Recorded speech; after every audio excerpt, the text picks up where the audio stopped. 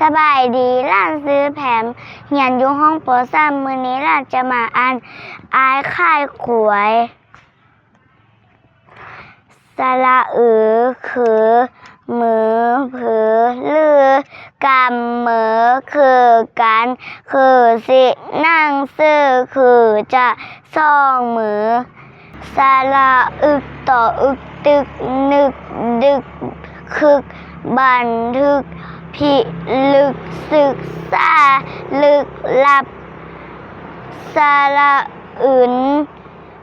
ถึนมึนงงขึ้นสระพอพืดมืด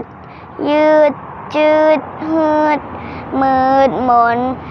หืดหอมยืดหดพืดผันสระหย่อยืดขึ้ดยืดปึดปะพฤติกรรมอัดยากสระต่อตัวยั่วขี้ตัวปัว